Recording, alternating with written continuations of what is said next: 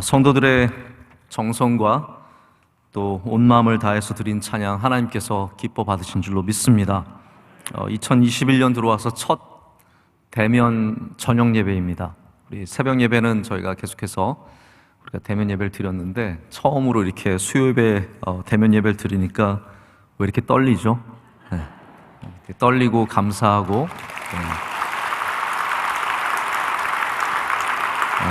감사합니다. 네. 하나님께서 우리의 예배를 기뻐 받으실 줄로 믿습니다. 네. 오늘도 하나님께서 주신 말씀이 또 우리에게 은혜가 되기를 원합니다. 우리가 할렐루야 하면은 굳이 제가 그거를 번역을 해서 여러분께 하나님을 찬양합니다 이렇게 하지 않아도 우리가 다 할렐루야의 의미를 알지 않습니까? 고린도전서 이 마지막에 적혀 있는 주 예수여 오시옵소서는 그냥 헬라어로 쓴 퀴리오 해가지고 쓴 말이 아니라 우리가 잘 들어본 말이죠. 오늘 제목이기도 한 마라나타입니다. 그래서 헬라어로 쓰는 편지 가운데 유일하게 아람어로 적힌 것이 바로 마라나타입니다.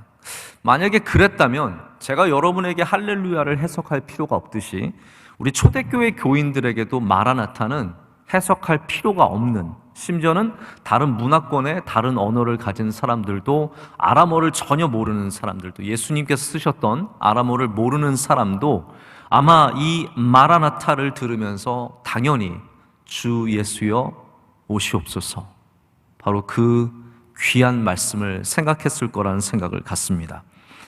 여러분, 마라나타는 그래서 이 초대교회 교인들이 늘 붙잡았던 우리가 할렐루야 하는 바로 그것이 이들에게는 마라나타였습니다. 저도 그래서 오늘 마라나타 주 예수여 오시옵소서, 우리의 주님이시여. 이게 마가 주님이란 뜻이에요. 그리고 마라는 우리의 주님, 아타 오시옵소서가 돼서 마라나타입니다. 근데 저도 처음 요즘에 제가 말씀을 저도 몇십 년 설교를 했는데요. 요즘에 내가 다 설교를 안 해, 아직도 멀었겠구나라는 생각을 갖는 것이, 그리고 소망이 되는 것은 맨날 했던 본문만 하면은 굉장히 답답하잖아요. 근데 요즘에 새벽 예배하면서도 전혀 안 해본, 그래서 오늘 아침에는 153회에 대해서 우리가 좀 얘기를, 153마리의 물고기에 대해서 말씀을 나눴는데, 마라나타도 저는 처음 오늘 말씀을 통해서 전해보게 됩니다. 근데 제가 여태까지 알았던 마라나타는 방금 말씀드린 것처럼 주 예수여 오시옵소서, 주님, 우리의 주님이시여 오시옵소서, 미래형이죠. 근데 이 마라나타가 한꺼번에 쓰였을 때, 마라나타라는 단어 쓰였을 때는 주 예수여 오시옵소서지만, 마란아타 이렇게 둘이 나누어지면 주님께서 오셨습니다 라는 뜻이 되기도 한다는 거예요. 그래서 성찬식에서 많은 사람들이 마란아타를 썼다고 합니다. 주님, 우리가 성찬, 이 잔을 나누고 떡을 나누는 이곳에 주님 오셨다는 거죠. 여기 함께 하신다는 거죠. 그래서 저도 오늘 이 두 가지를 함께 말씀드리고 싶은 겁니다. 주님께서 이미 우리와 함께 하십니다. 주 예수님께서 오셨습니다. 마란아타예요. 그러나 동시에 우리는 오실 주님을 기다립니다. 마라나타, 우리에게 오셔서 우리 모든 어려움과 환난과 고난에서 우리를 구해 주실 뿐만 아니라 우리를 영원토록 주님과 함께 하시길 원하시는 바로 그 주님께서 반드시 앞으로 이 땅 가운데 오실 줄로 믿습니다. 여러분, 예전에는 우리 선교가 그랬습니다. 선교가 발전하는 이 단계들이 있는데요, 큰 전환점 중에 하나가 뭐였냐면 이제 주님이 오신다라는 거죠. 1700년대만 해도요, 미국에서는 어떠한 생각이 많았냐면, 이제 우리나라가 좋아지니까, 우리가 생각하면 1700년대 좋아질 게 뭐가 있겠습니까? 근데 이제 그들이 보기에는 이제 점점 좋아지는 거예요. 사람들이 많은 분들이 착각하신, 제가 이제 미국 역사를 전공했기 때문에 잠깐만 그 언급을 하자면, 듣기 싫은 분들 안 들으세요. 귀 막으세요. 나는 안 듣겠습니다. 유튜브 아니니까 이게 좋네요. 유튜브일 때는 막는지 듣는지 알 수가 없는데, 원치 않으시면 막으셔도 돼요. 우리가 생각하기를 미국 사람들은 처음부터 잘 믿었다고 생각하잖아요. 그렇지 않습니다. 오히려 1차 대부흥운동이죠.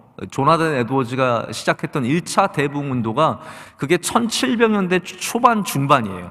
그때 막 웨슬리가 오고 위트워스가 아니죠. 와가지고 영국에서 많은 훌륭한 사람들이 와서 윗필드가 와서 막 복음을 전하고 막 그러면서 미국이 불타오르기 시작한 거예요. 그래서 실제로 미국의 부흥은 미국의 독립 이후 1776년 이후부터 굉장히 더 부흥하기 시작을 합니다. 근데 그 부흥의 과정 속에서 사람들이 어떤 소망을 갖게 되냐면, 야, 이제 모두가 믿겠구나. 우리 전부 다 믿겠구나. 전부 다 예수님 믿겠고 우리나라가 전부 다 주님 앞에 바로 살겠구나. 그러니까 이제 주님이 오시겠구나라고 하는 이제 종말을 그런 식으로 기대를 하게 되는 거죠. 근데 이제 19세기가 되고 20세기가 되면서 그러한 인간적인 소망들, 이게 다 좋아진다는, 여러분 그렇습니다. 다 좋아진다는 거는 인간적인 소망이에요. 주님의 은혜가 있어야지 좋아지는 것이지 저절로 좋아지는 건 하나도. 아무리 과학이 발전이 되고, 여러분 우리가 20세기 동안 얼마나 과학이 많이 발전했습니까? 하지만 이 바이러스 하나 못 잡거든요. 이거 하나 잡는데 어마어마한 시간이 걸리고 지금 수많은 베리에이션이 생기면서 이거 정신 없습니다. 이거 제대로 감당을 못하는 건데 인간이 저절로 좋아지는 게 아니에요. 그러면서 깨닫게 되는 게 뭐냐면, 야, 이 세상이 악한데, 이 세상이 이렇게 어려운데 주님이 오시기 전에 빨리 복음 전해야 된다는 방향 전환을 하는 거예요.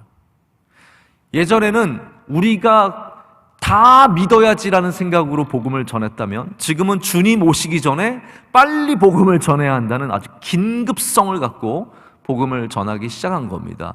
그래서 많은 선교사님들이 그때부터 이제 보내지기 시작을 한 거예요. 그래서 우리나라도 그때 많은 선교사님들이 와서 함께 우리나라의 복음을 심고 또 때로 많은 분들이 돌아가시고 순교하는 역사가 있게 되는 겁니다. 그 가운데 중심에 있는 게 뭐냐면 바로 이 신앙입니다. 마라나타의 신앙입니다. 할렐루야. 주 예수여 오시옵소서. 하나님, 내가 장가 가야 하니까 나중에, 주님 나중에 오세요. 내가 아직 해야 될 일이 많으니까 나중에 오세요가 아니라 우리가 주님 오시는 그날까지 사명을 감당하는 마음으로, 할렐루야, 주님 오시는 그날을 기대하며 고대하며. 근데 요즘에는 우리 이런 거 잘 찾아보기 쉽지 않거든요. 우리 젊은이들 사이에도 주 예수여 오시옵소서는 별로 기대하는 그러한 말이 이제 더 이상 아닌 것 같습니다. 많은 분들이 이제 우리나라가 통일을 원하지 않는 세대로 바뀌어가고 있다는 이야기를 합니다. 저도 거기 굉장히 공감을 하는데요. 젊은이로 갈수록 뭐 굳이 통일할 필요가 뭐가 있냐, 그냥 연방제로, 북한은 북한대로 우리는 우리 살되고 그 다음에 이제 교류나 좀 많이 하자, 뭐 이런 식으로 바뀌는 것 같아요. 그러나 여러분, 우리는 복음의 통일을 반드시 이루어야 할 줄로 믿습니다. 이것이 우리에게 준 사명인데 희석되는 거예요. 근데 우리가 희석되지 말아요. 통일은 성경이 없잖아요. 통일에 대한 성경이 없잖아요. 우리는 그래서 여러 아이디어가 생기기도 하고 희석되기도 하지만 우리는 성경이 있잖아요. 할렐루야. 우린 말씀이 있기 때문에 주 예수여 오시옵소서, 우리 주님이시여 오시옵소서, 이 말을 절대로 잊어서는 안 되고 이 말씀을 붙잡고 선교의 사명을 감당하며 교회를 더욱더 굳건히 세워가야 할 줄로 믿습니다. 저는 그래서 주 예수여 오시옵소서, 이 마라나타를 보면서 우리가 주님이 오시기까지 우리 교회에 정말로 필요하러 하는 일꾼들이 누구인가를 고민하게 됩니다. 주님이 오시기까지 주님의 사명을 감당하는 우리가 어떻게 해야 되는지를 고민하게 되는데, 오늘 말씀에 바로 우리가 어떠한 자세를 가져야 하는지 몇 가지 중요한 사실들이 있는 것 같습니다. 그 중에 첫 번째가 뭐냐면, 바울이 이 편지를 보내고 처음에도 문안을 하지만, 그리고 바울의 편지를 항상 문안과 문안으로 맺습니다. 그런데 이 마지막에도 수많은 문안의 인사를 합니다. 내가 아는 모든 인사를 하는 거예요. 저도 외국에 편지 보낼 때요, 명성교회를 대신해서 제가 문안을 드립니다. 우리 한국에 있는 그리스도인들을 대신해서 문안을 드립니다. 이런 표현을 많이 쓰거든요. 여러분들이 뭐 저한테 문안해달라고 부탁하신 적 없잖아요. 그러나 제가 대신 전하는 것처럼 바울도 여기 아시아의 교회들, 수많은 바울의 동역자들, 그들이 문안을 전한다고 인사하면서 자기의 문안을 함께 전하고 있습니다. 여러분, 제가 첫 번째로 여러분과 나누고 싶은 이야기가 뭐냐면 문안을 잘해야 한다라는 것입니다. 하나님 교회에 필요한 일꾼들이 누구냐? 바로 이렇게 간절한, 친절한, 따뜻한, 평안의, 그리고 거룩한 문안을 주고받는 사람들이 하나님의 교회에 필요한 사람들인 줄로 믿습니다. 제가 요즘에는 하나님의 교회라고 말하는 게 되게 불편해요. 이거 분명히 하나님의 교회인데 하나님의 교회라고 말하는 게 굉장히 불편합니다. 제가 미국에서 섬겼던 이민교회 이름이 하나님의 교회였어요. 오해하지 마세요. 그 하나님의 교회가 아니에요. 그거 훨씬 전에 하나님의 교회라고 세웠는데 사람들이 늘 의심 섞인 눈초리로 저를 바라봐요. 저 하나님의 교회 다니는데요. 그러면 아니 김사한 목사님 아들이 하나님의 교회를 다녀? 여러분 제가 여기서 확실하게 그 오해를 고치고 가겠습니다. 우리 해외 장로교에 속한 PCA에 속한 우리 대한예수교 장로의 해외 노회에 속한 하나님의 교회였고 그래서 이름을 결국 바꿨어요. 그 교회가 너무 이단들에 시달리다 못해가지고 이름을 바꿔서 지금은 다른 이름을 갖고 있는데 여러분 하나님의 교회라고 말할 때마다 좀 조심스럽지만 우리 교회가 하나님의 교회인 줄로 믿습니다. 그러면 하나님의 교회에 필요한 일꾼들이 누가 되어야 하냐는 것이죠. 인사 잘하는 사람, 여러분 제가 사람들을 만나보면요 많은 사람들이 있지만 인사를 잘하는 분들이 대부분 좋은 분들이세요. 인사를 일정하게 일관적으로 잘하시는 분들이 감정에 휘둘리지 않는 분들일 때가 참 많습니다. 그리고 인사를 잘하는 분, 이것도 아셔야 돼요. 체력이 좋으신 분들이세요. 저는 이거 굉장히 중요하게 생각을 합니다. 왜냐하면 저희 어머니만 해도 그러세요. 저희 어머니는 컨디션에 따라서 여보세요가 살아있거나 죽어있거나입니다. 정말입니다. 제가 한번 전화를 해서 어머니 저는 굉장히 기쁘게 전화를 어머니 안녕하세요 사랑하는 어머니 그러면 여보세요. 이거는 지금 거의 뭐 지쳐서 쓰러지시는, 제가 전화 여보세요만 들어봐도 어머니 컨디션이 그날 딱 나옵니다. 오늘은 굉장히 피곤하시고 힘이 없으신 날. 우리 원로 목사님은요 하나님께서 주신 무슨 에너자이저 배터리 같은 게 그 안에 들어있으셔서요 여보세요가 항상 일정하십니다. 그래서 전화를 걸면 여보세요 하시거나 누구로? 라고 외치시면서 전화 받을 때 마음이 시원합니다. 굉장히 시원합니다. 근데 그게 단순한 뭐 목소리, 성격을 넘어서서 하나님이 주신 건강함이 있기 때문이거든요. 제가 인사를 왜 중요하게 여기냐면 우리의 마음이 건강해야, 할렐루야, 우리의 마음과 영혼이 건강해야 무난할 수 있는 은혜를 누릴 수 있습니다. 우리의 마음과 영혼이 건강해야 문안을 잘 받을 수 있는 은혜도 있습니다. 여러분 사람이 마음이 꽁한 게 있고요 그 영혼이 상해 있으면 누가 안녕하세요 그럼 뭐가 안녕한데 이게 툭 치고 나갑니다. 그러면 그 다음부터는 대화가 이루어지지 않습니다. 관계가 이루어지지 인사부터 모든 것이 망쳐지는 경우가 얼마나 많은지 모릅니다. 사람을 만나도 그렇습니다. 바깥에 나가서 사람을 만났는데 처음 만나는 분인데 좋은 문안을 하시는 분이 있는가 하면은 굉장히 불쾌하게 문안을 하시는 분들도 있습니다. 여러분은 어떠한 분들이십니까? 여러분의 문안을 한번 생각해 보세요. 나는 어떠한 문안을 주고받고 있는가? 우리 교회에서 수많은 성도들이 주님의 일을 감당할 때 여러분 문안을 아름답게 주고받을 필요가 있습니다. 그것이 성경이 말하는 굉장히 중요한 부분이에요. 바울은 항상 이렇게 문안을 아주 진실되게, 선하게, 그리고 많은 분들을 챙기면서, 그리고 화합되는 평안의 문안을 나누었습니다. 그래서 문안의 기술이 중요합니다. 제가 언젠가 사랑의 기술이라는 책을 읽으면서 굉장히 많은 도전을 받았습니다. 우리는 사랑을 본능이라고 생각하기 때문에 사랑의 기술적인 부분들에 대해서 관심이 없습니다. 자녀를 사랑하는 게 본능이라고 생각하잖아요. 내가 아빠로서 자녀를 사랑하고 엄마로서 자녀를 사랑하는 게 본능이기 때문에 자녀 사랑에 대한 교육에 대해서 관심이 없고 기술에 대해서 관심이 없습니다. 그래서 때로는 굉장히 상처 주는 말도 쉽게 하고 자녀를 다룰 때에도 다룬다는 표현이 좀 이상하긴 하지만 자녀를 대할 때 우리가 실수할 때가 참 많습니다. 그런데 그거를 내 잘못이라고 생각하지 않아요. 이게 굉장히 큰 오해라는 거예요. 그래서 사랑의 기술이 있어야 된다고 생각하는데 저는 기술이라고까지 말할 수는 없고 사랑을 제대로 하려면 예수님에게서 배워야 한다고 믿습니다. 예수님의 사랑을 자꾸 봐야 됩니다. 고린도전서 13장만 갖다 놓고 붙여놓고 봐도 우리의 사랑의 기술이 많이 발전될 수 있습니다. 근데 문안도 똑같습니다. 문안도 기술이 필요한 겁니다. 문안도 그냥 내 기분 따라서 상대방 전혀 상관없이 그냥 내가 원하는 대로 막 던지는 것이 문안이 아니라는 거죠. 문안도 우리가 항상 평안의 문안을 할 줄 알아야 합니다. 고든 맥도날드라는 목사님이 계신데 그분의 글 중에 평화로운 리더, 피스풀 리더라는 글이 있습니다. 이분의 그 가장 친한 친구 중에 하나가 교인들이 늘 그 목사님을 표현하기를 우리 목사님은 평안의 리더다, 피스풀 리더다. 우리 목사님 얼마나 평안하신지 모른다. 그렇게 얘기를 해서 늘 자기가 그 친구를 존경하게 됐다는 거예요. 여러분 생각해 보세요. 만약에 여러분이 어디 밖에 나가서 얘기를 하시는데 우리 목사님은 참 사람이 평안해, 참 평안이 많으셔. 그러면 얼마나 그게 큰 칭찬이겠어요? 이 목사님이 그런 이제 평안의 리더라는 칭찬을 받게 되는 거예요. 그래서 이분이 한번 물었대요. 맥도날드 목사님이 도대체 넌 어떻게 했길래 교인들이 하나같이 한결같이 너를 평안의 리더라고 부르게 됐냐? 그랬더니 이 목사님이 고백하기를 자기 원래 그러지 않았다는 거예요. 근데 한번 어디 신방 갔다가 완전히 자기가 변화를 받게 되었대요. 실제로 있었던 이야기입니다. 이분이 한 교인 집에 신방을 가게 되었는데, 그리고 여러분 오해하지 마시고, 신방이 한국에만 있는 거 아닙니다.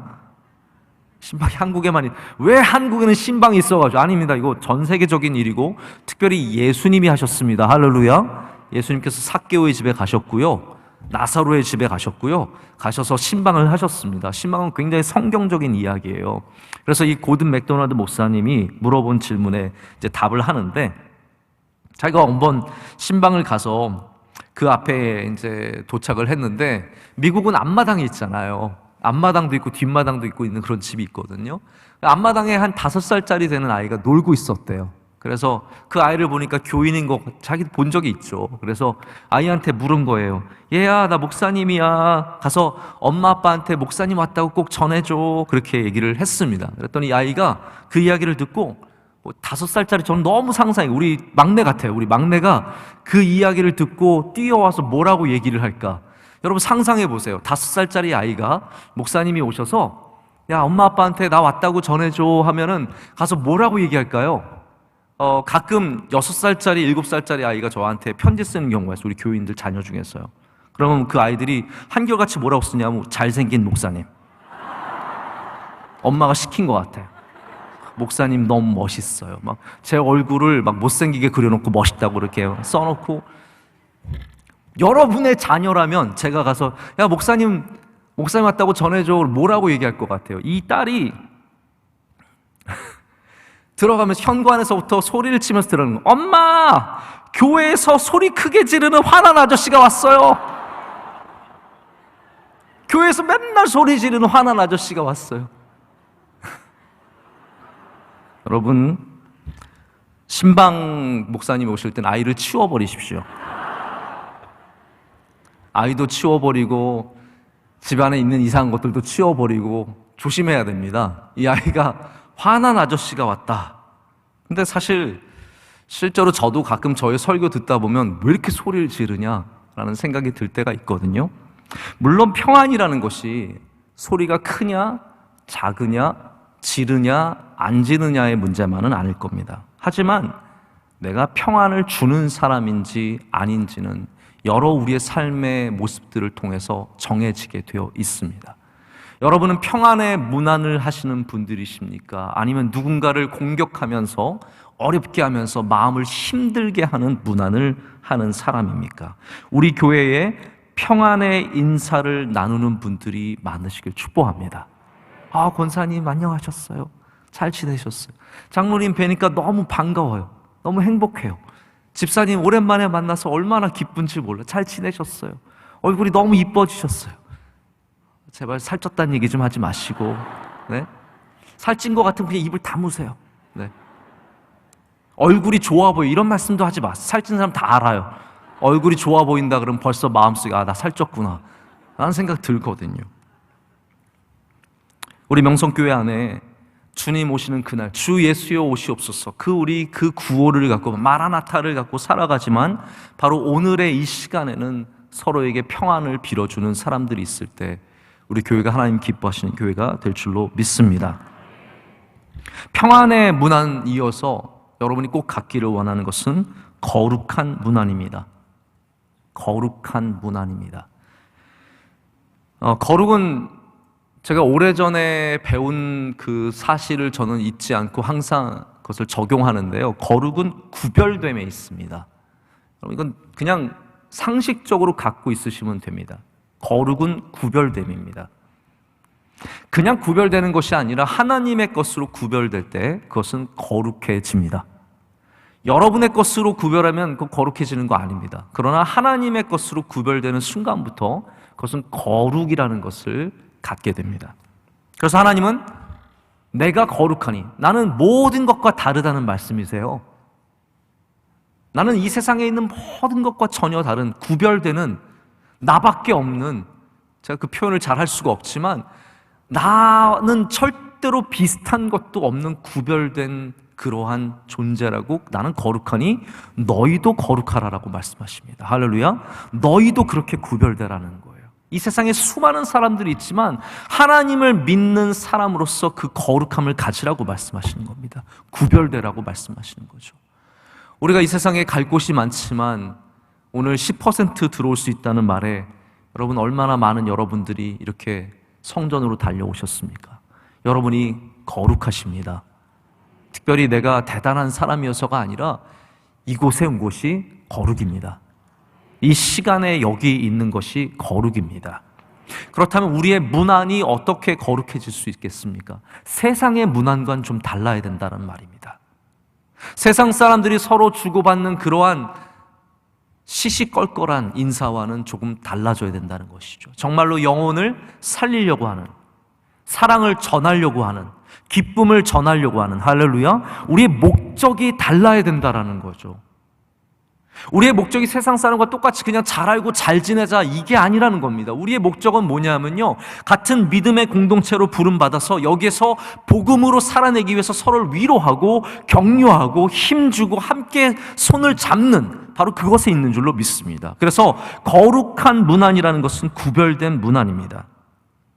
마치 우리의 시간이 구별되는 것처럼 주일이 거룩해집니다. 우리가 그 시간을 구별해서 주님께 드리기 때문이죠. 여러분, 많은 신학자들, 여기 앞에 제가 존경하는 우리 교수님들도 계시는데요, 저는 신학이 교회를 떠나는 순간 굉장히 잘못된 방향으로 갈 수 있다는 것을 많이 경험하게 됩니다. 우리 교회에 나오시는 교수님들은 정말 새벽 예배까지 나오시는 대단하신 분들이세요. 그러나 정말 신학자들 중에 교회 안 나가는 사람 정말 많습니다. 아마 기회만 되면 안 나갈 겁니다. 그런 분들 진짜 많을 겁니다. 그런 분들이 자꾸 어떻게 끌고 가냐 하면, 야, 교회가 사람들이 모이는 곳인데 교회가 뭐가 거룩해, 이건 그냥 물건이야, 물질이야 라고 말하면서 이게 하나도 거룩함이 없기 때문에 그냥 사람들의 모임, 그 예배에 그것만 굉장히 집중해서 말하고 우리 교회가 갖고 있는 거룩성을 자꾸 빼앗아 갑니다. 저도 물론 우리 교회가 구약의 성전과는 조금 다르다는 것은 분명히 인지합니다. 그리고 그것이 사실이고요. 그러나 교회가 스타벅스랑 똑같지는 않잖아요. 교회가 세상의 뷔페랑 똑같은 건 아니잖아요. 여기가 그냥 세상의 모임과 똑같고 그냥 스타디움과 똑같진 않잖아요. 여러분, 여기는 하나님께서 우리에게 주신 거룩한 곳인 줄로 믿습니다. 이 거룩한 곳에 오시면 여러분들은 빨리 마음을 바꾸어 가져야 합니다. 이곳에 와서 세상에서와 똑같은 마음으로 교제해서는 안 된다는 거죠.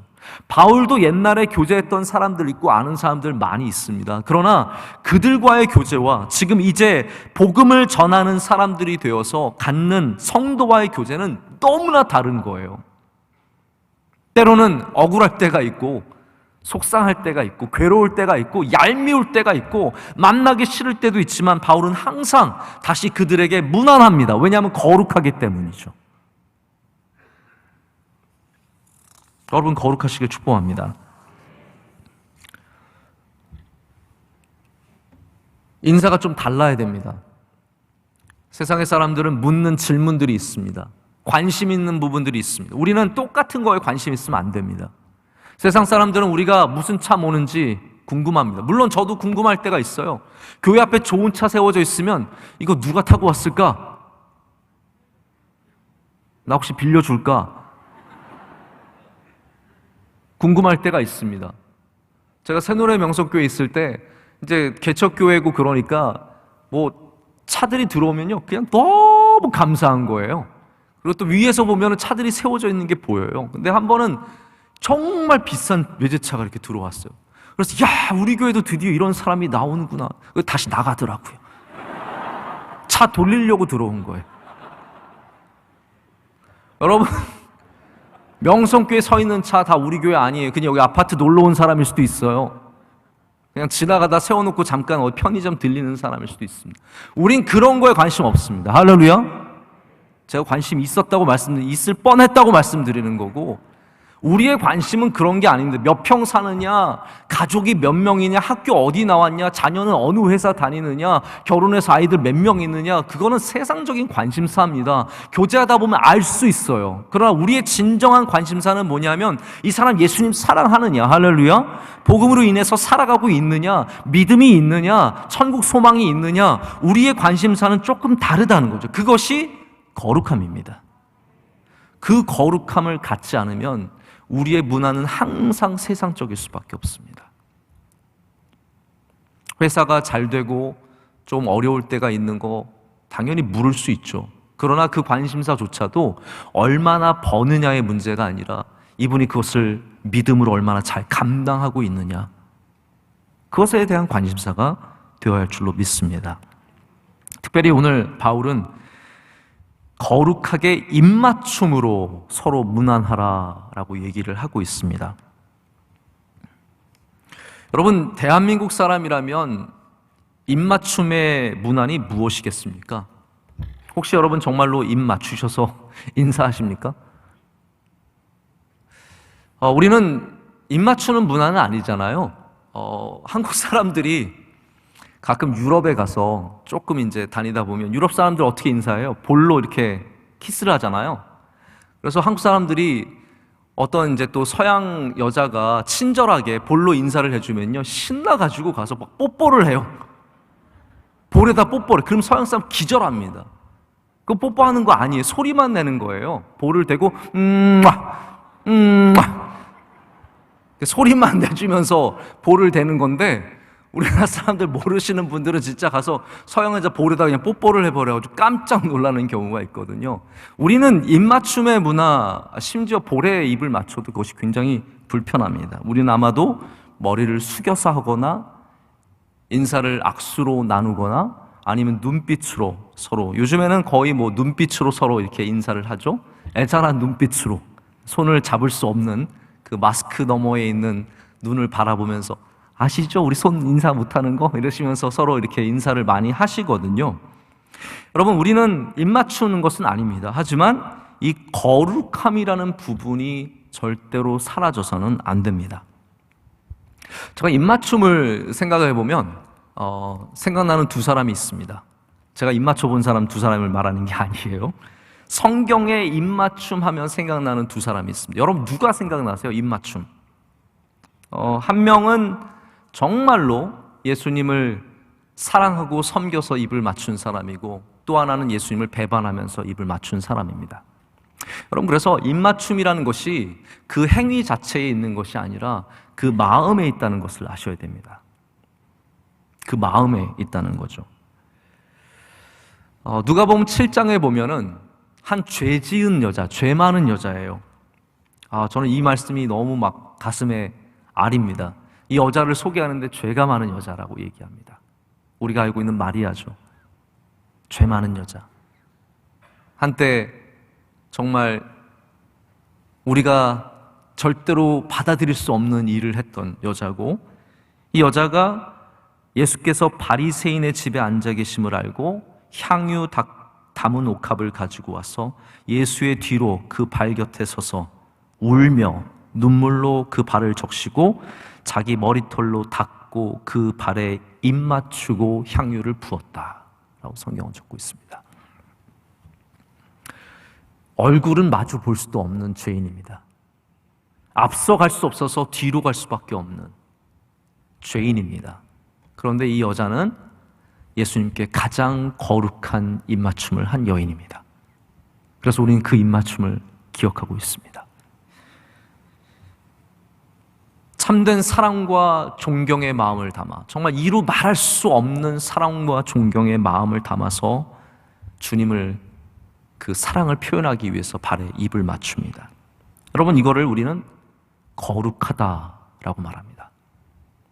한 여인이 예수님께 입을 맞추었지만 이것은 거룩한 입맞춤입니다. 여러분, 우리가 거룩한 입맞춤이라고 할 때 너무 거창하게 생각할 필요 없는 것 같습니다. 사랑과 존경으로 입맞출 때, 사랑함으로 인사할 때, 이 사람을 존중함으로 인사할 때 우리는 바로 마리아처럼 이렇게 하나님이 기뻐하신, 주님께서 이 모든 것을 기뻐하셨어요. 너 감히 네가, 너 죄 많은 네가 그러지 않으셨습니다. 주님께서 이것을 기뻐하십니다. 여러분, 이 입맞춤은 또한 어떤 입맞춤입니까? 겸손의 입맞춤입니다. 여러분의 문안이 겸손의 문안이 되시길 축복합니다. 제가 가끔 상처로 남아있는 한 목사님이 계세요. 저에게 상처가 되었고, 저에게 마음이 상처만 된 게 아니라 참 그분이 걱정이 되는, 제가 보면 이분이 굉장히 좋은 집안에서 자라서 양가 다 정말 좋은 아주 떵떵거리는 집안이고 굉장히 위대한데, 제가 몇 년을 이렇게 만나봤는데 제대로 인사를 할 줄 몰라요. 참 마음이 안타까웠어요. 겸손이 없고 그냥 참 너무 드라이한 인사를 이렇게 나누는 걸 보면서 앞으로 이 친구가 어떻게 하나님께 변화시켜, 기대감도 생기고 반대로는 만날 때마다 굉장히 마음이 아프고 상처가 되었던 그런 경험이 생각이 납니다. 여러분, 우리가 입 맞출 때 겸손함으로 해야 될 줄로 믿습니다. 그냥 머리를 많이 숙인다고, 저는 머리를 많이 숙이면 오히려 굉장히 거북합니다. 다른 의미가 있을 것 같아서 굉장히 거북합니다. 좋은 인사는요, 함께 동등하게 인사하는 겁니다. 물론 어른께, 나보다 훨씬 귀한 분께 인사를 잘 드리는 것은 좋습니다. 하지만 어떻게 보면 그건 속도의 관계가 있지, 여러분, 인사도 속도가 있는 거 아세요?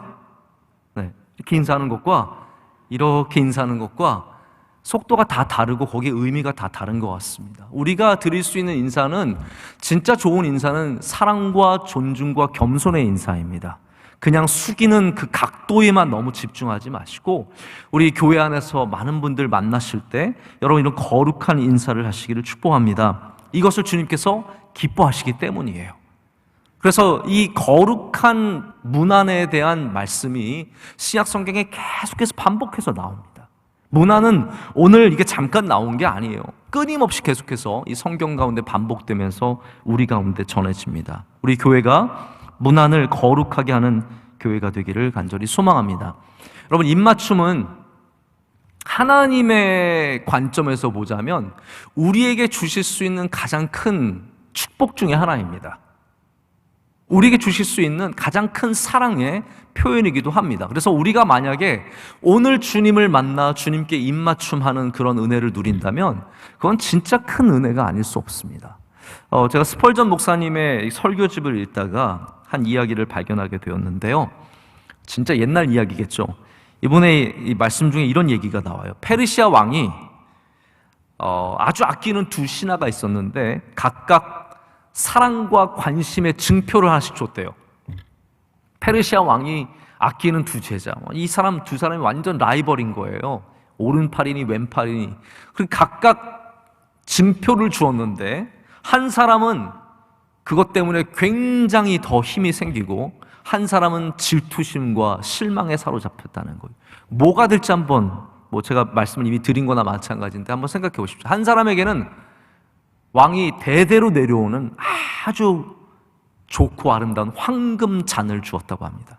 받을 때 얼마나 기분이 좋았겠어요? 여러분, 반지 하나만 받아도 기분이 날아갈 것 같은데 황금 잔을 받았으니 얼마나 좋겠습니까? 그리고 다른 신하는 불러서 그 신하를 입맞춰 주었다고 합니다. 그래서 그 다음부터 황금잔을 받은 신하가 입맞춤 받은 신하를 그렇게 시기하고 질투했다는 이야기를 제가 듣고, 참 이게 우리의 영적인 이야기다라고 생각을 했습니다. 우리는 하나님께 물질을 많이 받은 사람 되게 부러워합니다.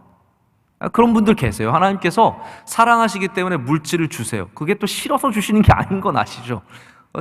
또 축복하시기 위해서 많은 것들을 주시는데 더 큰 사랑은 우리에게 입맞춰 주시는 거예요. 우리를 만나 주시고 우리에게 은혜를 베풀어 주시고 사랑해 주시고 안아주신 것이 훨씬 더 큰 사랑의 증표라는 거예요. 여러분, 오늘도 여러분이 물질의 복을 받았든 안 받았든 하나님의 그 사랑 안으로 들어가시길 축복합니다. 그것이 바로 우리가 받는 사랑이고 우리가 서로에게 전해야 할 사랑의 표시이기도 합니다. 여러분, 좋은 선물을 주고받는 것도 나쁘지 않습니다. 제가 저희 항상 가족들도 보면은 선물을 잘해드리려고 굉장히 서로 많이 노력을 합니다. 이번에 또 저희 생일에 저희 매형이 안 입고 챙겨줘서 제가 시험에 들지 않고 무사히 잘 넘어갔습니다. 그러니까 저도 늘 부담감을 갖고 저희 매형 때는 뭘 어떻게 좋게 해드릴까 많이 준비도 하고, 저희 동생도 마찬가지고 항상 그렇게 고민을 많이 합니다. 그러나 진짜 좋은 문화는 여러분 서로 사랑하고 기뻐하고 함께 있기를 즐거워하는 이 거룩한 마음인 줄로 믿습니다. 하나님께서 그래서 이 거룩한 입맞춤을 굉장히 중요하게 여기시기 때문에 우리가 무엇에 입맞추는지도 굉장히 중요하게 보세요. 우리가 무엇에 입을 맞추느냐죠. 여러분들은 무엇에 입을 맞추십니까? 아니, 무엇에 입을 맞추지 않기로 작정하시고, 혹시 여러분의 삶 가운데 나는 저거는 절대로 안 할 거야, 나는 단 한 번도, 여러분 입을 맞춰 본 것은 이미 맞춘 거예요. 그거는 돌이킬 수 없는 겁니다. 하나님께서 아주 어려운 시대에, 엘리야의 시대에 이 북이스라엘이 얼마나 많은 우상 숭배를 하던 때입니까? 그때 뭐라고 말씀하시냐면, 내가 바알에게 무릎 꿇지 아니하고, 여기 나옵니다. 바알에게 입맞추지 아니한 자, 바알에게 입맞추지 아니한 자 7,000명을 남겨두었다라고 엘리야에게 위로하시면서 주님의 백성들, 거룩한 백성들이 있음을 기억하게 하십니다. 여러분, 이 세상에 우리 자꾸 바알에 입맞추라고 합니다. 이거 입맞추면 행복해, 이거 너 먹으면 행복해, 이 길로 가면 넌 잘 될 수 있어. 수많은 바알에게 무릎 꿇고 입맞추게 하지만 주님은 여전히 입맞추지 않은 자를 찾으십니다. 할렐루야. 바로 거룩이라는 건 그거예요. 거룩이라는 것은 입맞추는 것이 있다면 입맞추지 않는 것이 있어야 되는 거죠. 내가 하나님께 입맞추고 우리 성도들에게 서로 입맞추는 그런 문화를 나누겠다면, 반대로는 나는 절대로 세상의 저것과는 절대로 하지 않겠다, 그런 담대한 마음이 있어야 합니다. 할렐루야. 제가 라스베가스에 갔던 적이 있습니다. 라스베가스는 세계적인 도박 도시죠. 유흥 도시입니다. 거기에 원로 목사님이 집회를 가신 적이 있어요. 거기에 순복음 교회가, 한국 교회가 큰 교회가 있어서 이제 거기에 많은 한인들이 교회를 나오시는데, 벌써 한 수십 년 전 이야기인데요. 제가 갔어요. 갔더니 얼마나 그 호텔 비행기에 내려서 나오는데 막 슬롯 머신들이 쫙 있습니다. 깜짝 놀랐습니다. 어떻게 공항에 나오는 길에 슬롯 머신이 쭉 있는지요? 그리고 휴게소에 들어가도 있고, 하여튼 온 세상에 다 있는 거예요. 호텔에 갔더니 호텔 1층에서부터 있어가지고 하여튼 없는 곳이, 이거를 피해서는 갈 수가 없는 거예요. 근데 제가 그때 하나님께 제가 다짐한 건 뭐였냐면, 재미로도 시험 삼아도 안 해보겠습니다. 시험 삼아 해볼 수 있잖아요. 그 500원짜리 하나 있으면 한번 넣어볼 수 있잖아요. 왜 없는 척하고 계십니까? 네? 우리 1,000원짜리 한번 넣어볼 수 있잖아요. 근데 제가 그때 하나님께 어떤 다짐을, 하나님, 제 평생에 살아가며 저는 여기에 한 번도 손대지 않겠습니다. 저는 지나가면서 그냥 다 지나가고 한 번도 건들지 않았습니다. 정말입니다. 한 번도 건들지 않았습니다. 지금까지도 한 번도 건들지 않았습니다. 여러분, 입맞추지 말아야 할 것들이 있습니다. 여러분의 삶에도 거룩한 입맞춤을 하는 것은 반대로 바알에게 입맞추지 않는 것을 말하는 겁니다. 여러분의 삶에 지킬 것을 지키시면 하나님이 기뻐하십니다. 제가 이런 고민을 해봤습니다. 이 세상이 그냥 다 그렇고 그렇게 사는 거지 하면서 다들 이런 거 저런 거 해보고 그냥 그러면서도 하나님이 주신 은혜를 다 감사하며 살아가는데요, 하나님은 그래도 깨끗한 자에 관심이 있으십니다. 여러분, 이걸 꼭 아셨으면 좋겠습니다. 우리가 죄인도 사랑하시는 하나님의 메시지를 막 항상 전하기 때문에 당연히 하나님은 죄인도 사랑하시고 넘어지는 우리 일으켜 세워주시고 항상 그러세요. 그러나 하나님의 관심은 늘 깨끗한 자에게 있습니다. 만약 여러분이 입 맞추지 않고 버티고 계시다면 복이 있는 줄로 믿습니다. 야, 나 혼자 순결한 거 아니야? 나 혼자 괜히 이러는 거 아니야? 아닙니다. 하나님이 보고 계십니다. 그 입 맞추지 아니한 것을 보고 계시고 그것을 기뻐하시며, 여러분의 자녀도 마찬가지예요. 그냥 뭐 요즘 뭐 신앙생활하면 다 그런 거지 하면서 그냥 우리 아이들 그냥 대충대충 그렇게 해서 키워서 믿음만 있으면 됐지, 여러분 그러지 마십시오. 지킬 것을 지키게 하십시오. 할렐루야. 그 복이 아이들에게 있습니다. 그 자녀들이 하나님이 그 깨끗함을 절대로 간과하지 않으십니다. 그것을 기뻐하시고, 물론 부족한 우리들도 쓰시니까 살아가죠. 그러나 제가 바라는 것은 이런 패역한 시대에 바알에게 입 맞추지 아니한 그 입술을 지킨, 별거 아닌 것처럼 보이는 그 입술을 지킨 자들을 하나님께서 귀하게 쓰실 줄로 믿습니다. 우리 교회가 귀해지려면요, 뭐 이미 하나님께서 귀하게 여기시고 계시지만 바로 이러한 자세가 필요합니다. 우리 안에, 정말 이 교회 안에, 다른 교회는요 정말 교인들끼리 모여서 술 마시는 곳도 많고요, 교인들끼리 모여서 별의별 걸 다 합니다. 그러나 여러분, 명성교회는 절대로 그 길로 걸어가서는 안 될 줄로 믿습니다. 만약에 그런 사람 있으면 신고하십시오. 114에 신고하든지 어디에 911에 119에 신고하시든지 하셔야 됩니다. 그래서 우리 교회가 바로 바알에게 무릎 꿇지 않고 바알에게 입맞춤 아니한 자, 바로 그러한 교인들이 있는 교회가 될 때, 우리 주님 오시는 그날까지, 마라나타, 주 예수의 오시옵소서, 주님 오신 그날까지 주님께 귀하게 쓰임받을 줄로 믿습니다. 아까 제가 두 사람이 생각난다고 말씀드렸는데요, 또 다른 사람이 바로 가룟 유다입니다. 여러분 아시죠? 예수님을 팔기 전에 뭐라고 얘기합니까? 마태복음 26장에 보면 이렇게 되어 있습니다. 예수를 파는 자가 그들에게 군호를 짜 이르되 내가 입맞추는 자가 그이니 그를 잡으라 한지라. 여러분 그렇습니다. 내 바로 옆에 있는 사람이 나에게 무난을 하지만 사실은 그 안에 나를 미워하는 마음과 증오하는 마음들이 가득한 일들이 얼마나 허다한지 모릅니다. 배반하는 사람 이렇게 인사합니다. 그래서 여러분이 문안으로부터 자기를 지키기 위해서는요, 너무 많은 기대를 하시면 안 됩니다. 사람에게 나한테 인사 잘하는 사람, 나한테 되게 잘하겠지, 그거는 잘못된 기대입니다. 예수님도 배반당하셨습니다. 우리라고 왜 배반을 당하지 않겠습니까? 지금 함께 일 열심히 하는 사람, 물론 그거를 뭐 배반의 가능성을 지닌 사람으로 이상하게 여겨서는 안 되지만 우리 스스로가 거기에서 깨어 있어야 한다는 겁니다. 할렐루야. 교인들은요 깨어 있어야 합니다. 깨어 있는 자가 또한 교인입니다. 같은 편인 척하고 인사를 얼마나 꾸벅 정성을 다해서 하는지 모릅니다. 하지만 나중에 알고 보면 뒤에서 가장 많이 욕하고 다니고 가장 많이 다른 말 하고 다니고, 저도 제일 저와 아내가 한번 그런 얘기를 했었는데요, 다들 그렇게 살지만, 다들 그렇지만 우리는 그러지 말자가 하나 있습니다. 그게 뭐냐면 앞에서 이 말하고 뒤에서 저 말하지 말자. 앞에서 이 말하고 뒤에서 저 말하지 말자. 앞에서는 막 얘기하고 나서 그 사람 있지, 그 못생긴 사람, 그러는 표현들 되게 많습니다.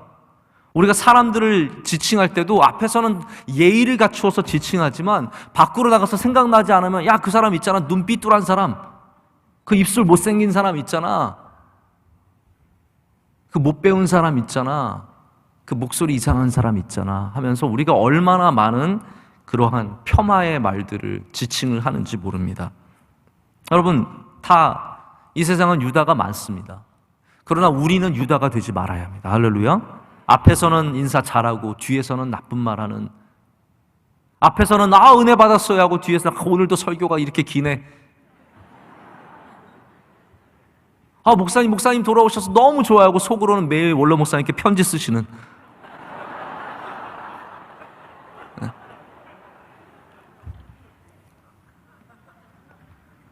그건 괜찮습니다. 그건 그렇게 하셔도 됩니다. 그러나 우리가 인사를 하되 진실되게 하고 뒤에서도 똑같은 마음을 가질 때 하나님이 기뻐하십니다. 저는 우리 교회가 그런 교회가 되었으면 좋겠습니다.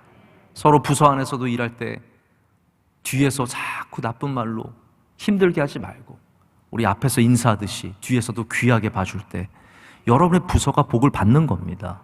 아니, 여러분이 복을 받는 사람이 됩니다. 앞에서 칭찬하고 뒤에서 욕하는 사람들 너무나 안타깝죠. 저는 인사 잘하는 거 너무 좋습니다. 그래서 우리 아이들에게도 인사를 중요하게 가르칩니다. 인사만 잘해라. 저희 막내는 아직 부끄러움이 많아서요, 누구한테 인사하라 그러면 저한테 와서 달려서 안깁니다. 제가 너무 안타까워요. 얘가 빨리 인사를 잘해야 될 텐데. 얘도 하나님의 은혜가 임하는 순간 변화를 받아서 인사를 잘하는 날이 오겠죠. 여러분, 하나님의 은혜를 받아야 인사하게 됩니다. 무난하게 됩니다. 앞과 뒤가 같아지게 됩니다. 거룩하게 됩니다. 평안하게 됩니다. 우리의 문안을 통해서 사람들이 살아나고 주의 교회가 살아나고 기쁨이 있고 할렐루야, 은혜가 있게 되는 줄로 믿습니다. 그래서 잠언에서 뭐라고 말하냐면요, 24장 26절에 적당한 말로 대답함은 입맞춤과 같으니라 라고 말합니다. 이 적당한 말은 적절하다는 표현도 되고 그리고 정직하다는 표현도 됩니다. 우리가 이 안에서 행하는 수많은 적당한 말들, 귀한 아름다운 말들, 적절한 표현들, 이 좋은 인사들이 정말 하나님께서 기뻐하시는 거룩한 입맞춤이 될 줄로 믿습니다. 오늘 말씀에는 이렇게 무난하는 자, 거룩한 입맞춤하는 자에 이어서 주님을 사랑하는 자가 우리 교회에 필요한 것을 말해주고 있습니다. 만일 누구든지 주를 사랑하지 아니하면 저주를 받을지어다 라고 마라나타 전에 적고 있습니다. 여러분, 우리 교회는 주님을 사랑하는 교회가 되어야 합니다. 이 말씀이 굉장히 두렵게 들리죠? 근데 이것이 바로 우리 기독교가 갖고 있는 분명한 배타성입니다. 저는 기독교가 배타적이라고 하는 비판에 절대로 주눅들지 않습니다.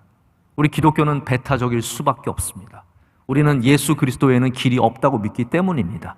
적절하게 다른 종교와 섞어서 그냥 영적인 삶을 살아가는 게 아니라 우리는 예수 그리스도를 믿는 삶을 살아가야 합니다.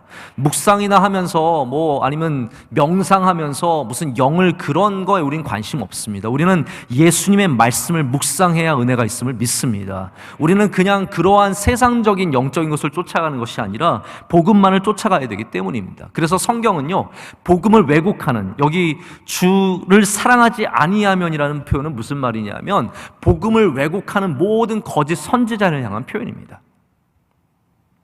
잘못된 복음, 거짓 가르침, 이것이 바로 주님을 사랑하지 않는 거예요. 주님을 미워해서가 아닙니다. 우리가 복음을 바꾸면 그것이 바로 주님을 사랑하지 않는 것이 되고 바로 그러한 자들은 저주를 받게 되어 있다고 하는 것입니다. 여러분, 이단은요 굉장히 안타까운 거예요. 이 세상에서만 거짓된 삶을 사는 것이 아니라 저주를 받는 인생이기 때문입니다. 그 수많은 종교들, 신천지로부터 시작해서 통일교 이런 거로 고발당하진 않겠죠? 고발당해도 괜찮습니다. 여호와의 증인, 이 수많은 이단들은 성경에서 뭐라고 하냐면 거짓 선지자라고 말하고 있고요, 그 거짓 선지자의 결말은 똑같습니다. 다 이렇게 저주받게 되어 있습니다. 하나님께서 기뻐하시지 않는 거죠. 교회 안에도 헛된 이야기를 하시는 분들이 종종 있습니다. 성경에 너무 빠지다가 이상한 해석을 하고 이상한 방향으로 흘러가면서 교회를 흐트리는 분들이 있다는 거죠. 그런 분들을 우리는 교회에서 필요로 하지 않습니다.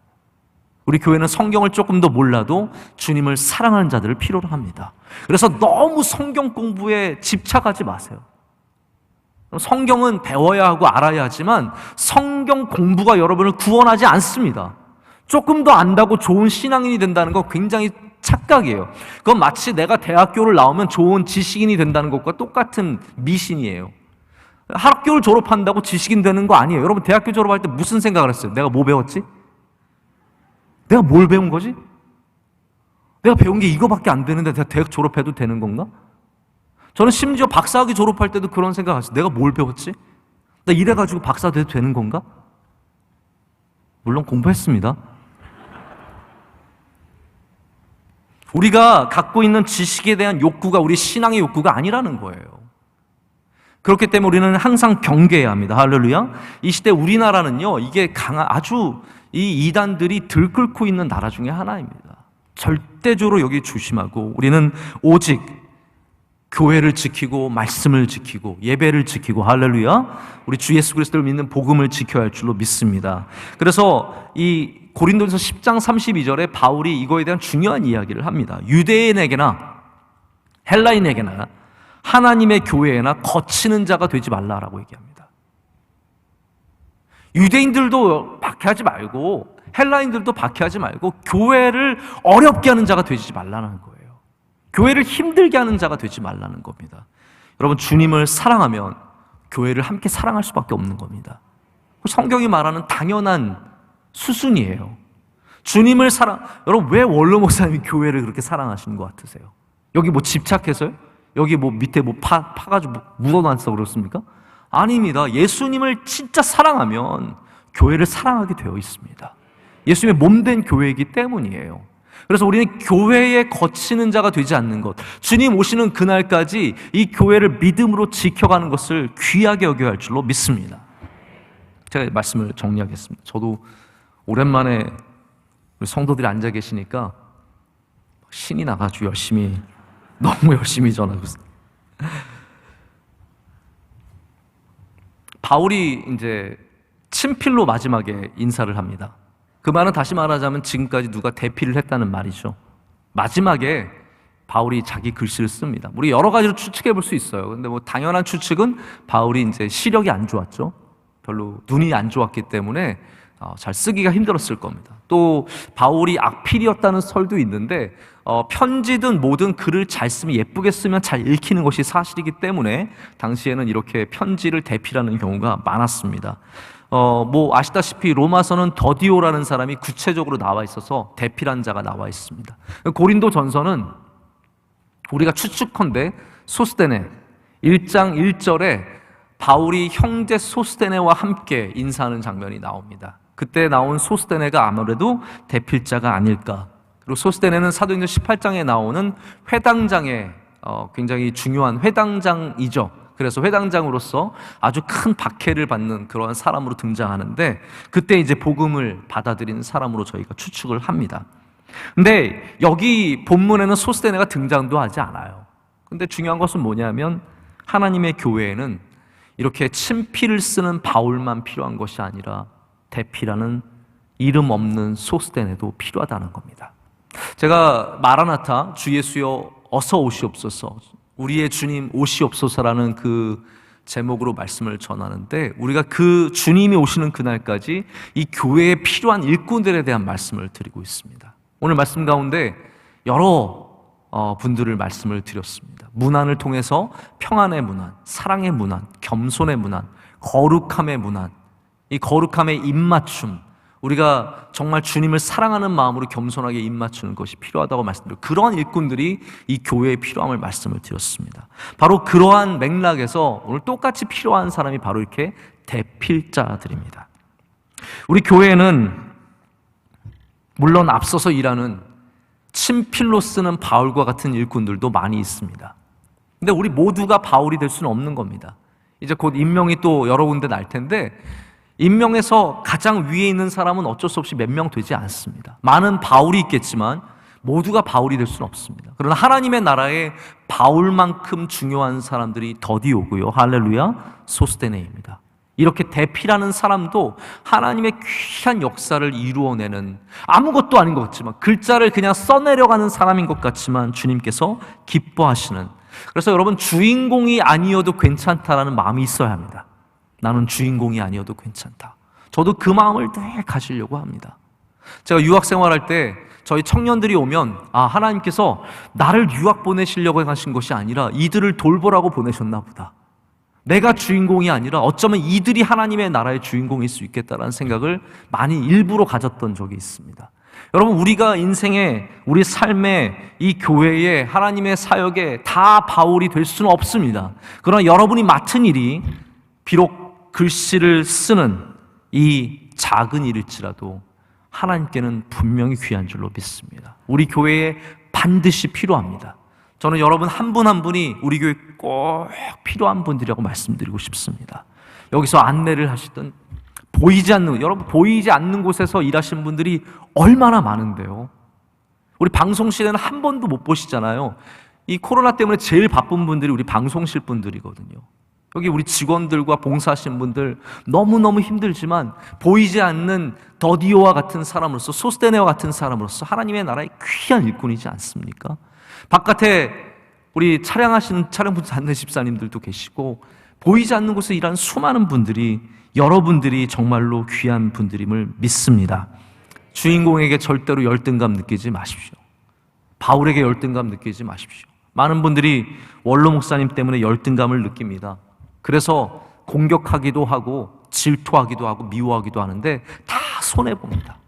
그런 분들마다 결국은 정말 손해보고 다 나쁜 길로 걸어갈 수밖에 없습니다. 여러분, 주인공이 다 되고자 하면요, 내가 손해를 참 많이 봅니다.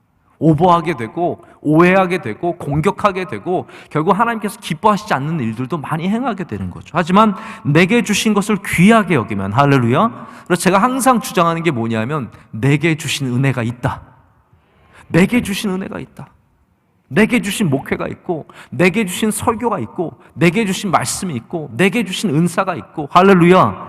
그것을 귀하게 여기는 사람마다 하나님의 나라에 귀하게 쓰임받을 줄로 믿습니다.